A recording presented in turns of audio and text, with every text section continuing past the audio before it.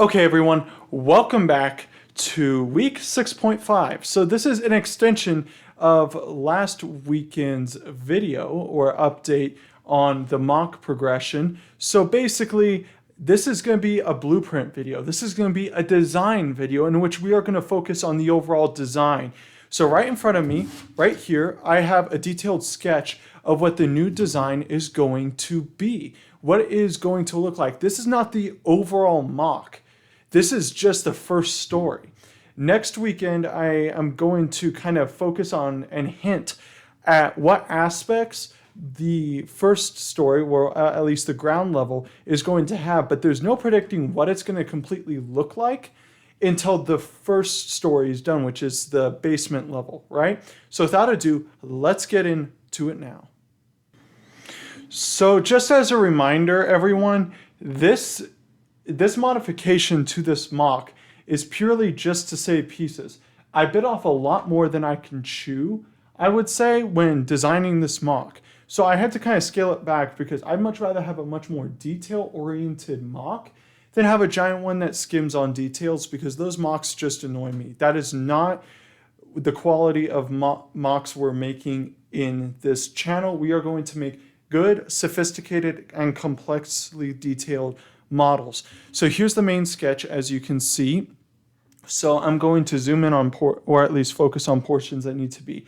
So this is wildly different. If you watched week 2 of this mock series, then you would know what the original plan was. This was completely botched. What I'm going for is a very curved shape, as you can see. So this part right here, this is the section we've been working on over the past 6 weeks.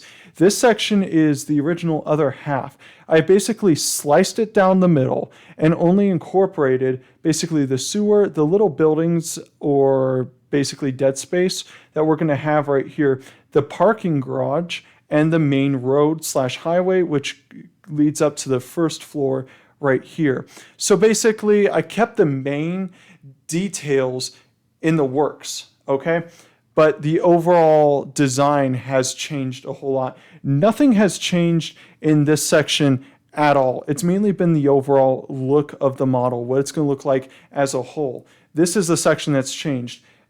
Basically, from the last update, go and view that, by the way, if you haven't. The sewer basically is on the complete end of this portion of the mock. So basically, through Technic pins, which I'm going to place here, here, and here, I'm going to be able to slide it in and out. But how am I exactly going to accomplish this curved shape? Well, through this little design I came up with right here. So I'll show you all. So this is a very basic design. As you can see, if I put it right here, it basically accomplishes that curve that I want. And it's mainly just due to some basic pieces through Technic bricks and bricks in general. So this is basically just gonna keep it all together. It's very firm, which is nice, which we are gonna need, but it's also gonna be detachable. So as you can see, the Technic studs right here are basically what's gonna slide in to this portion of the mock, the first half, or this half. So these are gonna be incorporated in the dead space right here in this portion of the mock, okay? Basic pieces I used to accomplish this are just focused right here. So you just need these pieces, basically right here, to build this. It's very simple, very easy, and very quick. Let me give you basically a quick rundown of what these pieces look like. Okay, so today I'm going to teach you all how to build a very complex Technic joint, as I call it.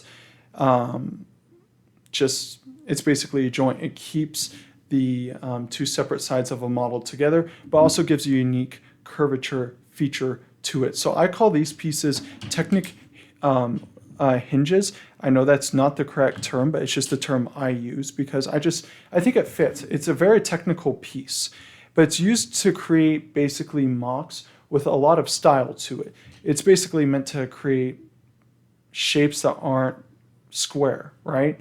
And as you saw with the overall design, it's not going to be a square-shaped mock. So this is essentially a much larger and more complex version of this. It's much more sturdier and sound. I've actually used this technique before, specifically in Helm's Deep. So this is just my lifelong little partner in crime when it comes to building. So I'm going to show you all how to build this actually. So the first step is you get this Technic brick. It's a 4x4. And what you do from there is you get the hinge, you attach it on the one hole that is facing out, flip it over, and you get a 1x4 tile, and then two 1x2 tiles, stick them just like that. Okay. It's always hard to get it. There we go. All right, looks good. And then from there, you basically get this 1x4 Technic brick. You attach it just like that, and then you attach the tiles at the bottom. You always attach the tiles at the bottom first to keep it securely in place. That way it makes it much more secure once you're using the more technical bricks. Then from there you get the Technic curved pin, as I call it, and you get the little I call these studs. That's a very crude way of saying it, and that's not the correct Lego version, but who cares? This is my channel. I'm going to say what I want. And it should look just like this. So from there, one of these is actually not going to slide into the other side, so which will be this one. That's actually the job of the Technic pin. So what we're going to do is we're actually going to attach the pin through this other inverted pin, as I call it. So it should look just like that. Okay, and then from there we are going to, there's my disconnector. There we go. So you just got to take this out. I mainly just use it as a reference. So from there we are going to attach it just like that. Very simple, very straightforward. Final one, just like that. Boom. All right.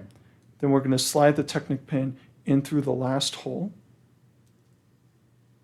So it should look just like that. So this isn't the correct length for the Technic pin. As you can see, there is a difference in which this sticks out much more farther than this one does. Let me scooch them closer to the camera. See how the brown part sticks out a lot farther? This was mainly just for demonstration purpose, so I can show you. Final part, you stick the pin in at the top, and then you attach the Technic brick through the top. And then boom, you have it. So the Technic pin at the top through the sideways Technic brick is just for, as I like to call it, detailed purposes, right? Just to make it look nice. So you can have plates on the side of it to kind of cover up all the technical stuff going on the inside. So now that I've showed you how to build this, let's move on to the actual design. So now you know the hinges of this MOC. Let's go on to some of the big details, I would say. As listed right here, we have, the subway, the layer. So like this is the subway track, as you can tell. The main villains layer right here. The lighting, which is a big one. I've talked about lighting and I've been working on it. That's going to focus throughout the model. But one of the new things, as you probably are wondering, is this star-shaped thing right here. So basically, the Sandman right here, which came from the Daily Bugle, I'm going to basically give this thing steroids and build a giant pillar. What it's going to do is it's going to shoot from one of the main villain layer sections. So let me show you that section right now. So Sandman's pillar is going to occur right between these two walls in the main villain's layer, directly in the center between the railing and the wooded planks. That's where it's going to be. So it's going to poke up through the top onto the first story. So essentially Sandman is going to be one of the main features of this build because he's going to be so interconnected throughout the city. I just thought that would be cool to put something, just like that within the MOC. So besides that, all of, the little designs, such as here's the listed rooms right here from Dr. Octopus's lair to, the two control rooms, and then, the little hangar for Vulture's or Dr. Octopus's suits. I haven't chosen yet. Here's the station, the subway station. And from there, the rest. So right here is actually where the bridge is going to be. So I've talked about building a bridge. I am going to build basically a giant bridge. Let me show you a good example. So this is a bridge that High Polite Bricks, this is his Instagram page, built. This is basically a little Spider-Man scene that he created. This is kind of what I'm going for in terms of the size, not the exact mock, but this is just the rough estimate of what it's going to look like from the details to the overall design. So as you can see, that was what I'm kind of thinking about building on the side of the mock. Just let me know what you all think. So to finish up, let's quickly go to this side. So the side of the, or at least the last part section of the model we have to go over is the water right here. New York City is basically surrounded by water. So I'm going to kind of use some nice fluorescent pieces, and I'm just going to kind of build a little bit of water right here to kind of add to that, because I don't want to look like I just took like the main portion of New York City. I want to have all aspects of New York City. That's why I'm incorporating subways, bridges, and basically water and skyscrapers, right? I just don't want one focus section. I want all of it, okay? And then here we have some basic measurements. So the main section, which we have been working on, is 2.5 by 2.5 feet. So the entire mock, or at least the largest width of the mock from the bridge to the corner of the second part right here is going to be 4 feet, which is going to be huge, okay?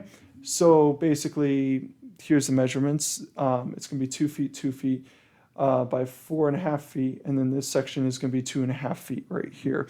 So it's going to be a fairly large mock. It's going to be about the size of this picnic table, which I use for building. But, you know, it's not going to be like, oh my gosh, it's the size of a ping pong table, but it is going to be larger. Most of the size is going to be focused in the skyscrapers, as I have mentioned before. But first off, let's go and conclude this video now.